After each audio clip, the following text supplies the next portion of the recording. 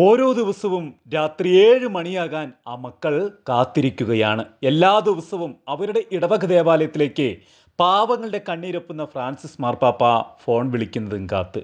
അതുകൊണ്ട് തന്നെ ഗസയിലെ ഹോളി ഫാമിലി ഇടവകയിലെ കുട്ടികൾക്ക് മാർപ്പാപ്പ ഒരു മുത്തച്ഛനാണ്. എല്ലാ ദിവസവും അങ്ങോട്ട് വിളിച്ച് വിവരങ്ങൾ തിരക്കുന്ന മാർപ്പാപ്പ ഒരു മുത്തച്ഛൻ്റെ സ്നേഹം തന്നെയാണ് അവർക്ക് പകർന്നു കൊടുത്തുകൊണ്ടിരിക്കുന്നത്. ഇതിനെക്കുറിച്ച് അഭിമന്യ കർദിനാൾ പിസബെല്ലയുടെ വാക്കുകൾ ഇങ്ങനെ: എല്ലാ ദിവസവും വൈകുന്നേരം 7 മണിക്ക് ഫ്രാൻസിസ് മാർപ്പാപ്പ അവരെ വിളിക്കും. ചിലപ്പോൾ അരമിനിറ്റ്, 30 സെക്കൻഡ്, അല്ലെങ്കിൽ അതിലും കൂടുതൽ സമയം പാപ്പ സംസാരിക്കും. പാപ്പ ഇവിടുത്തെ കുട്ടികളുടെ മുത്തച്ഛനാണ്. മാർപ്പാപ്പ വിളിക്കുകയാണെന്ന് അപ്പോൾ അവർക്കറിയാം. ഡിസംബർ 6-ന് A to the Church International സംഘടിപ്പിച്ച പത്രസമ്മേളനത്തിൽ കർദിനാൾ പിസബെല്ല മാധ്യമപ്രവർത്തകരോട് പറഞ്ഞത് ഇങ്ങനെ: അതുകൊണ്ട് തന്നെ ഗാസയിലെ സമൂഹത്തിന് ഇത് വളരെ വലിയൊരു പിന്തുണയാണ് നൽകുക. മാനസികവും വൈകാരികവും ആത്മീയമായ വലിയൊരു പിന്തുണ.